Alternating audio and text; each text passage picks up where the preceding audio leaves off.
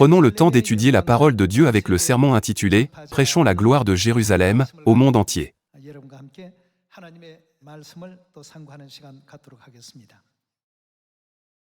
Dieu le Père nous a accordé de nombreuses bénédictions jusqu'à présent.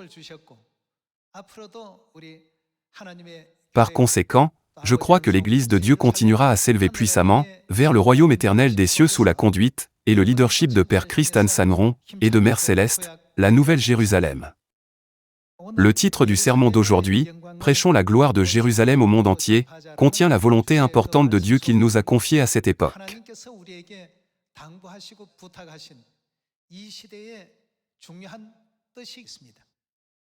Dieu a révélé Dieu la mère à ses enfants à cette époque. À travers la révélation de l'apôtre Jean, nous pouvons voir la scène d'une grande bataille spirituelle en cours. Dans la bataille, il y a la femme, et le reste de sa postérité, et son ennemi, le dragon. Selon Apocalypse chapitre 12, le dragon est appelé Satan. Dieu nous a fait savoir qu'il y aurait une grande bataille spirituelle contre Satan, le diable, et ses disciples.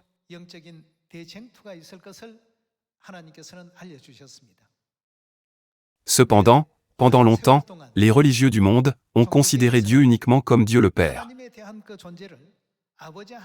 Par conséquent, lorsque nous regardons la scène dans Apocalypse chapitre 12, il manque quelque chose dans leur explication.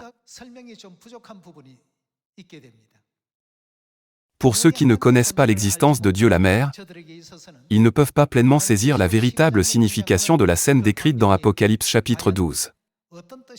En conséquence, ils disent des choses comme « Puisque l'Apocalypse est ce que Dieu a ordonné de sceller, ce n'est pas quelque chose dont n'importe qui peut parler. »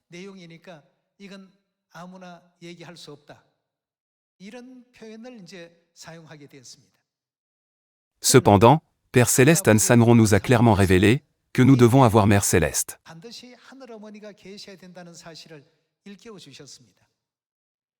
Nous pouvons facilement comprendre cela à travers la parole de Dieu écrite dans Galates chapitre 4, verset 26, et Genèse chapitre 1.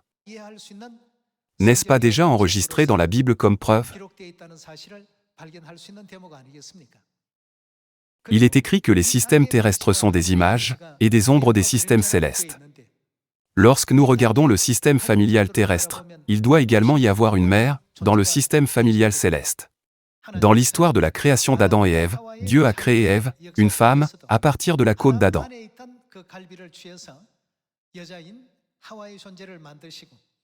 Adam a dit, « Ceci est maintenant l'os de mes os, et la chair de ma chair », et il a proclamé qu'elle serait la mère de tous les vivants. C'est ce que nous pouvons apprendre dans le livre de la Genèse.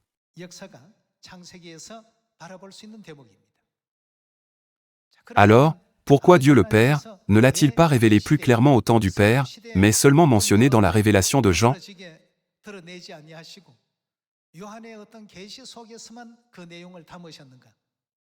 Ce dernier temps du Saint-Esprit est important.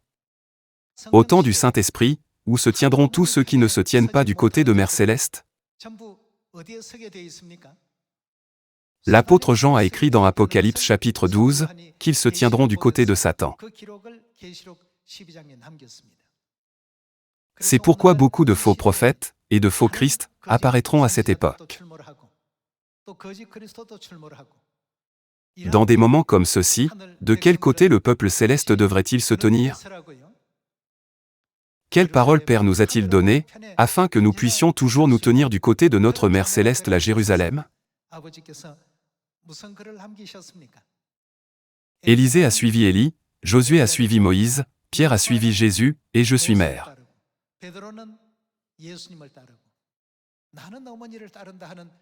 En laissant de telles paroles claires, Dieu le Père nous a fait savoir de quel côté nous devons nous tenir pour remporter la victoire spirituelle.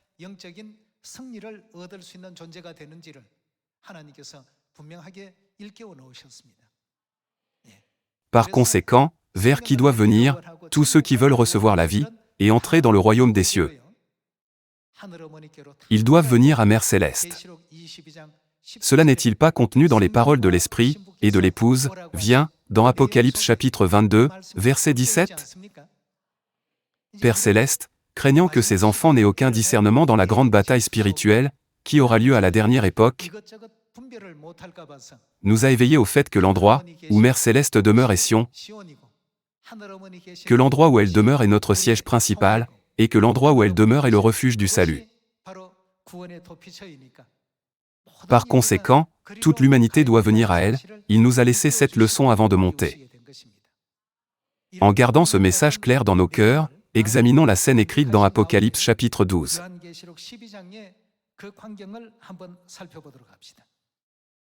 Jetons un œil à Apocalypse chapitre 12, verset 17.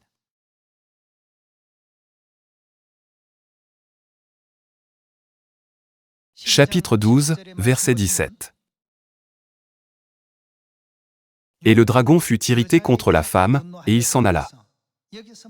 Qui désigne le dragon selon le verset 9? Et il fut précipité, le grand dragon, le serpent ancien, appelé le diable, et Satan, celui qui, que fait-il? Il séduit toute la terre, il fut précipité sur la terre, et ses anges furent précipités avec lui. Bien que cette grande bataille spirituelle n'apparaisse pas à l'extérieur, Dieu nous fait clairement savoir à travers Apocalypse chapitre 12 qu'il y aura sûrement une grande bataille entre les forces du mal et le reste de la postérité de la femme, ceux qui suivent tous les enseignements de Mère Céleste. Lisons-le encore une fois. Regardons à nouveau le chapitre 12, verset 17. Et le dragon fut irrité contre la femme, et il s'en alla faire la guerre au reste de sa postérité. Contre qui, le dragon fut-il irrité? Il est écrit qu'il fut irrité contre la femme. La femme est liée à la prophétie de Genèse chapitre 3. Alors, regardons brièvement cette scène, puis passons à la Genèse. Et le dragon fut irrité contre la femme, et il s'en alla faire la guerre au reste de sa postérité, à ceux qui gardent les commandements de Dieu, et qui retiennent le témoignage de Jésus. Et il se tint sur le sable de la mer. Ici, une certaine bataille spirituelle est mentionnée dans la révélation de l'apôtre Jean. Elle nous éclaire sur le fait que le peuple de Dieu, qui sera sauvé dans les derniers jours, doit se tenir dans la position du reste de la postérité de la femme. Qu'en est-il des autres? De quel côté se tiendront-ils tous? Ils se placeront inévitablement du côté du dragon, c'est-à-dire du côté de Satan. C'est pourquoi Père n'a pas révélé Mère Céleste au temps du Père, ou au temps du Fils, mais à la dernière époque, le temps du Saint-Esprit. Il a clairement éveillé ses enfants au chemin du royaume éternel des cieux en disant, Élisée a suivi Élie, Josué a suivi Moïse, Pierre a suivi Jésus, et je suis Mère.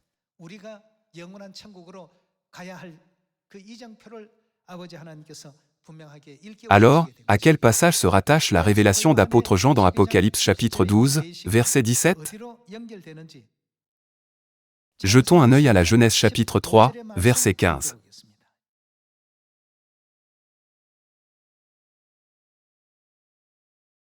Voyons le verset 15. Je mettrai inimitié entre toi et la femme, entre ta postérité et sa postérité, celle-ci t'écrasera la tête, et tu lui blesseras le talon.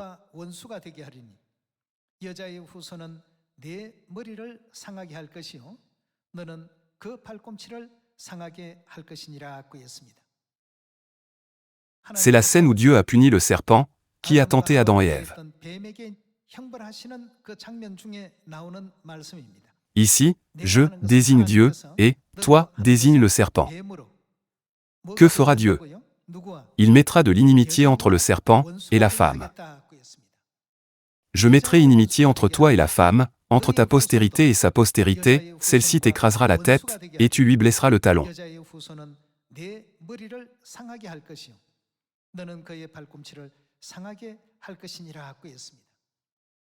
Alors, qui est la femme mentionnée dans le livre de la Genèse?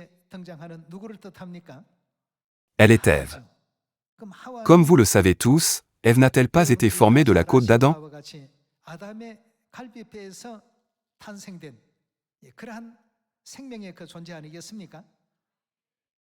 Voyons ce que Dieu a dit à propos d'Ève dans Genèse chapitre 2, verset 20.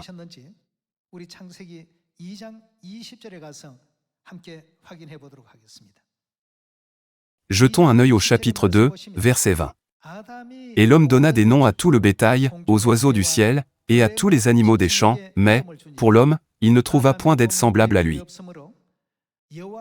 Alors l'Éternel Dieu fit tomber un profond sommeil sur l'homme, qui s'endormit, il prit une de ses côtes, et referma la chair à sa place. L'Éternel Dieu forma, qui l'Éternel forma-t-il? Une femme de la côte qu'il avait prise de l'homme, et il l'amena vers l'homme. Et l'homme dit, voici cette fois celle qui est os de mes os, et chair de ma chair. On l'appellera femme, parce qu'elle a été prise de l'homme. Quel était le nom de la femme, qui a été formée de la côte d'Adam? C'était Ève, n'est-ce pas? Passons au chapitre 3, verset 20. Chapitre 3, verset 20. Adam donna à sa femme le nom d'Ève, car elle a été... Qui a-t-elle été? La mère de tous les vivants. Contre qui Dieu a-t-il prophétisé et annoncé l'inimitié envers Ève, la femme d'Adam? Verset 15. Je mettrai inimitié entre toi et la femme. Qui sera l'ennemi d'Ève? Le serpent. Par conséquent, Satan et Ève ne seront jamais du même côté, même jusqu'à la fin du monde. Dans Apocalypse chapitre 12, verset 17, contre qui le dragon fut-il irrité? Et le dragon fut irrité contre la femme, et il s'en alla faire la guerre au reste de sa postérité. N'est-il pas aussi écrit que le dragon se tenait sur le sable de la mer? À travers la révélation de l'apôtre Jean, Dieu nous révèle ce qui se passera à la fin du monde. De quel côté devrions-nous toujours être? Nous devons toujours être du côté de Dieu. Essayons de mieux le comprendre. L'Esprit et l'Épouse disent que celui qui a soif, et celui qui le veut, vienne à moi. La Bible ne nous éclaire-t-elle pas sur ce sujet? Cela veut dire se tenir du côté de Dieu. Une si grande bataille spirituelle aura lieu. Lorsque Dieu sépare les brebis des boucs, et sépare ceux qui seront sauvés, de ceux qui ne le seront pas, de quel côté devons-nous nous tenir? Nous devons tous être du côté de Mère. Par conséquent, pour que les enfants de Dieu proclament la gloire de Jérusalem au monde entier, Dieu leur révèle à travers les paroles de la Bible, que l'unique ennemi spirituel du diable est Mère Céleste.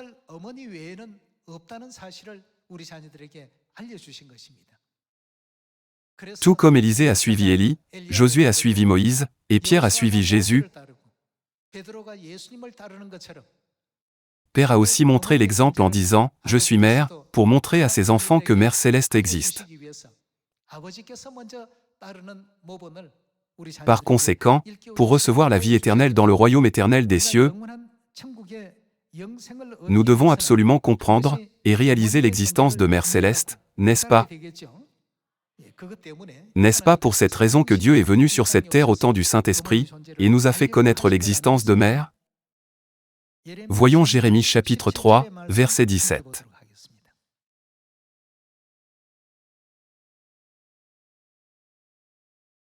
Jérémie chapitre 3, verset 17.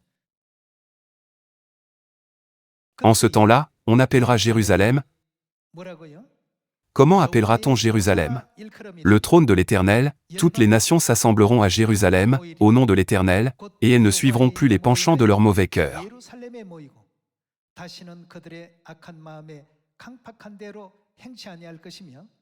En ces jours, la maison de Juda marchera avec la maison d'Israël, elles viendront ensemble du pays du septentrion, au pays dont j'ai donné la possession à vos pères.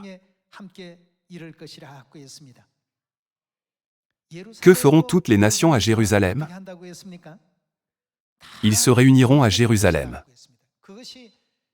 C'est le plan prophétique de Dieu, qu'il accomplira dans la dernière étape de son œuvre rédemptrice. Voyons la prophétie dans Ésaïe chapitre 60, verset 1.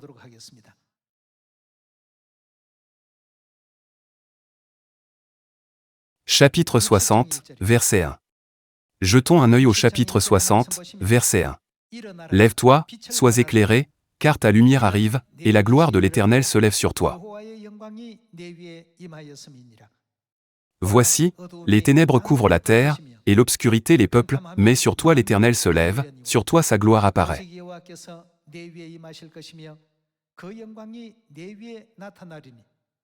Des nations marchent à ta lumière, et des rois à la clarté de tes rayons. Verset 4. Porte tes yeux alentour, et regarde, tous ils s'assemblent, ils viennent vers toi. Ésaïe chapitre 60, ne parle-t-il pas de la gloire que Jérusalem recevra à l'avenir? Voyons de nouveau le verset 4. Porte tes yeux alentour, et regarde, tous ils s'assemblent, ils viennent vers toi. Qui Jérusalem désigne-t-elle selon Galates chapitre 4? Donc, cela signifie, rassemblez-vous tous, et venez à mer. Jérémie chapitre 3, verset 17 dit aussi, toutes les nations s'assembleront à Jérusalem.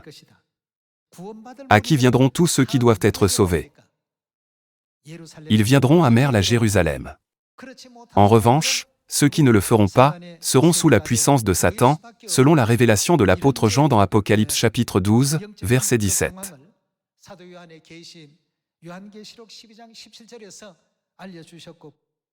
Voyons Ésaïe chapitre 60, verset 4.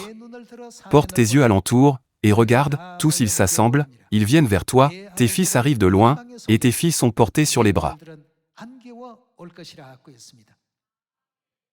De cette manière, la Bible, et les prophètes, avaient déjà prédit que toutes les nations, et tous les peuples viendraient à Jérusalem.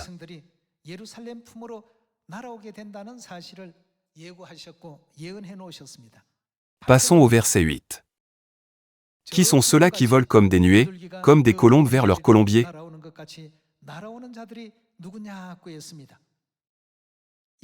L'époque où le prophète Ésaïe vivait remonte à environ 700 ans avant Jésus-Christ, soit il y a environ 2700 ans. Qui sont ceux-là qui volent comme des nuées, comme des colombes vers leur colombier? Ce sont les enfants célestes, qui se rassemblent du monde entier, dans les bras de Mère Céleste Jérusalem à cette époque. Passons au verset 12. Car la nation, et le royaume, qui ne te serviront pas, qu'arrivera-t-il? Périront. Comme il est écrit dans Apocalypse chapitre 12, verset 17, lorsque deux forces opposées, la femme et sa postérité, et le dragon et ceux qui le suivent, s'affrontent dans le monde spirituel, qu'arrivera-t-il finalement à ceux qui ne viennent pas dans les bras de Mère Céleste la Jérusalem? Car la nation, et le royaume qui ne te serviront pas, qu'arriveront-ils? Ils périront, ces nations-là seront exterminées. C'est ce dont la Bible, et les prophètes, ont prophétisé. Passons au verset 14. Voyons le verset 14. Les fils de tes oppresseurs viendront s'humilier devant toi, et tous ceux qui te méprisaient, se prosterneront à tes pieds, ils t'appelleront ville de l'Éternel, Sion du Saint d'Israël.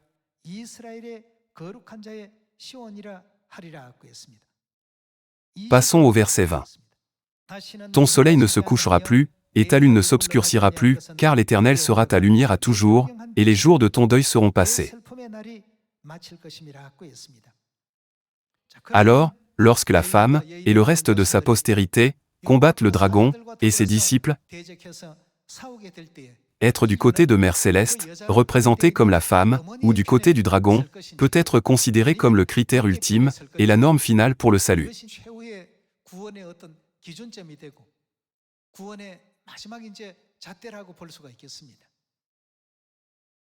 Cependant, aujourd'hui, il y a ceux qui ne reçoivent pas, ou n'acceptent pas Mère Céleste la Jérusalem. Même s'il y a tant de prophéties écrites dans la Bible, nombreux sont ceux qui ne peuvent pas recevoir Dieu. À travers la mission d'Élie, Père a témoigné qu'un autre sauveur viendrait après lui. En 1955, il a donné un message si clair dans le livre « L'ouverture des 7 tonnerres » Et il nous a même laissé une leçon importante, Élisée a suivi Élie, et je suis mère.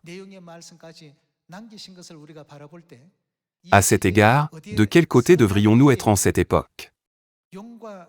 Il est écrit que le dragon et ses disciples se sont tenus sur le bord de la mer pour faire la guerre à la femme et au reste de sa postérité.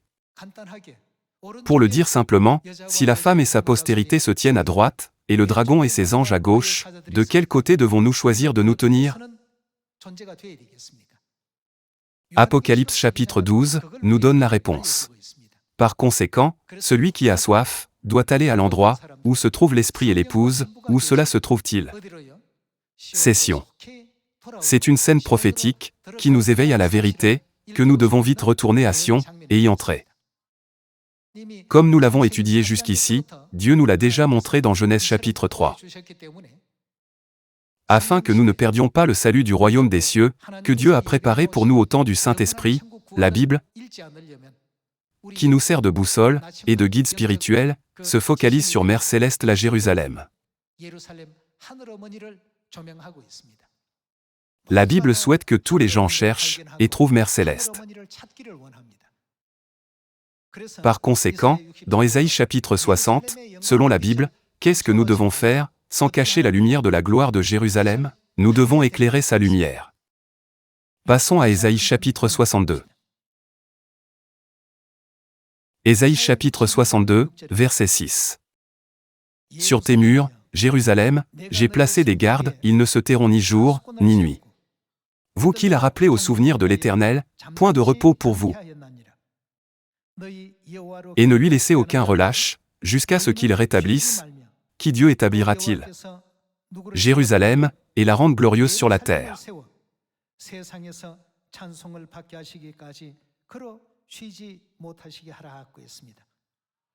Ils ne se tairont ni jour, ni nuit. Qu'est-ce que Dieu a demandé aux gardes sur les murs de Jérusalem? Que doivent-ils faire pour répandre la gloire de Jérusalem à travers le monde? Ils doivent prêcher à tous. Dieu leur dit-il de garder la bouche fermement fermée et de rester silencieux? Dieu leur ordonne de chanter et de prêcher la gloire de Jérusalem sans se taire. C'est la mission que nous devons mener en cette époque. Bien sûr, nous prêchons le jour du sabbat, la Pâque et la Nouvelle Alliance. Cependant, si le monde est divisé entre Dieu et Satan, de quel côté devons-nous nous tenir? Dieu a clairement éveillé ses enfants à cette réponse. De quel côté devons-nous toujours nous tenir? Nous devons nous tenir du côté de Dieu. Alors, avec quel Dieu devons-nous nous ranger? Nous devons toujours nous tenir du côté de Dieu la Mère. L'apôtre Jean n'a-t-il pas découvert cette vérité à travers la révélation et l'écriture dans Apocalypse chapitre 12, verset 17, que la femme et le reste de sa postérité se sont tenus pour s'opposer au dragon, qui se tient sur le sable de la mer? Dans Genèse chapitre 3, Dieu nous révèle et nous éveille à la relation entre la femme et sa postérité et le serpent et sa postérité. Tous les enfants de Sion du monde entier, ainsi que les gens du monde, doivent suivre tous les enseignements de Dieu la Mère, qui est venue sur cette terre en tant que mère de tous les vivants au temps du Saint-Esprit. Père Céleste a également dit « Je suis mère » et a ouvert le chemin pour nous conduire à Mère Céleste. Suivons tout ce chemin, afin de recevoir un accueil chaleureux dans le royaume éternel des cieux. Satan nous entrave toujours de suivre les enseignements de notre Mère Céleste de diverses manières. Son œuvre d'entrave aura lieu. Cependant, chaque fois que cela se produit, que devons-nous faire dans ces situations? Nous devons bien réfléchir à l'enseignement puissant de Père, « Je suis mère ». Si nous sommes les enfants de Dieu, vers qui reviendrons-nous sûrement? Nous retournerons tous dans les bras de Mère Céleste la Jérusalem. Il y a environ 2700 ans, le prophète Ésaïe a vu cette scène, et l'apôtre Jean l'a vue aussi. Les 66 livres de la Bible sont la parole de Dieu. Dieu a révélé sa volonté aux prophètes, parfois par révélation, parfois par sa voix directe, et parfois par inspiration. Nous devons reconnaître que Dieu nous a transmis sa volonté par toutes ces méthodes. Par conséquent, ce sont les écrits de Dieu et non ceux des prophètes. N'est-il pas vrai que les prophètes ont transcrit les écrits de Dieu à sa place? La volonté de Dieu doit-elle s'accomplir dans les derniers jours, ou est-ce quelque chose qui pourrait se produire ou non? Les prophéties doivent obligatoirement s'accomplir. Ce sont des choses qui doivent se passer et s'accomplir. Alors, nous devons toujours nous demander de quel côté devons-nous nous tenir.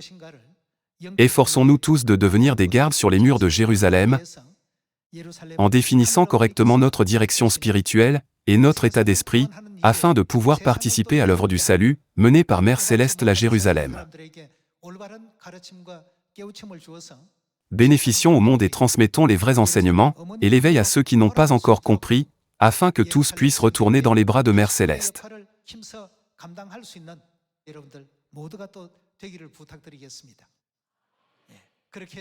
En espérant que nous retrouverons rapidement tous les enfants célestes perdus sur cette terre, afin que tous les membres de notre famille céleste retournent dans notre maison céleste éternelle avec Mère Céleste, j'aimerais conclure le sermon d'aujourd'hui. Merci.